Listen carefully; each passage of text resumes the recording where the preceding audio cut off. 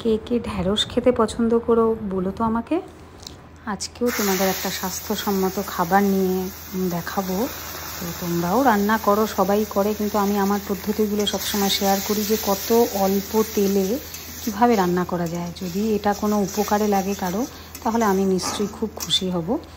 তো দেখো, আমি 1 স্পুন তেল, মানে ছোটো চামচের যে 1 চামচ হয় সেই রকম 1 চামচ তেলেই আমি সব কিছু করি। আসলে আমাদের সারা দিনের 2 জন হোক 4 জন হোক 1 চামচের বেশি তেল খাওয়া উচিত নয়। তবে একটা সবজিতে যদি 1 চামচ তেল ইউজ হয়, তাহলে মনে করবে যে 2 জনের জন্য সেটা হাফ চামচ হলো, 4 জনের জন্য সেটা 1/4 হলো। তো এরকম একটা হিসেব মোটামুটি মনে রাখবে। তো 1 চামচ ছোটো চা চামচের 1 চামচ তেল সারাদিনে যদি তুমি ইনটেক করো, তাহলে তোমার কোনো দিন ব্লাড প্রেশার বা কোলেস্টেরল, এই তেল জাতীয় যেসব প্রবলেমগুলো হয় সেটা কিন্তু হবে না। তো প্রথমেই দেখে নিলে আমি এখানে টমেটোটা পিউরি করে নিয়েছি। তো 1 চামচ তেলের মধ্যে প্রথমে টমেটোটা দিয়ে দিলাম।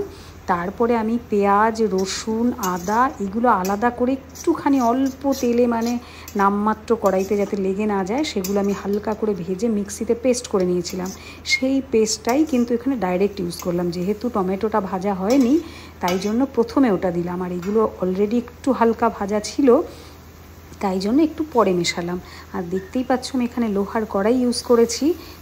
লোহার কড়াই কিন্তু ভীষণ স্বাস্থ্যের জন্য উপকারী। এখান থেকে কিছুটা আয়রন পাওয়া যায়, আর বাকি কোনো কিছুর সঙ্গে এটা রিয়াক্ট করে না খুব একটা।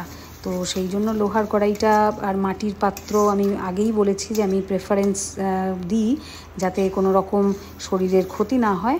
তো এর মধ্যে আমি একটুখানি সর্ষে আর পোস্ত এবং কাঁচা লঙ্কা এই 3টে মিলিয়ে মিশিয়ে একটা পেস্ট করে নিয়েছিলাম, সেই পেস্টটাও 1 চামচ মতন দিয়ে দেবো।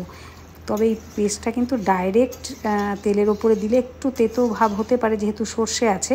তাই জন্য চেষ্টা করবে একটু জলের সঙ্গে এটাকে মানে ভালো করে কষিয়ে নিতে। তারপরে অল্প একটু গরম জল দিয়ে দিলাম।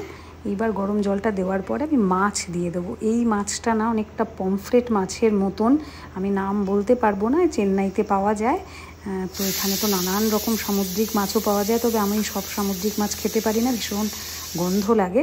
তবে এই মাছটা দেখেছি অনেকটা পমফ্রেটের মতন, মানে একটা কাটা হয় এবং মানে পাশের অংশগুলো, যেগুলো কাটা ছাড়া যে অংশগুলো, মাসেলগুলো, সেইগুলো কিন্তু অনেকটা পমফ্রেটের মতন খেতে। এর আগে একবার আমি একটু খেয়ে দেখেছিলাম, তো মোটামুটি ঠিক লেগেছিল, তাই জন্যই আনা হয়েছে।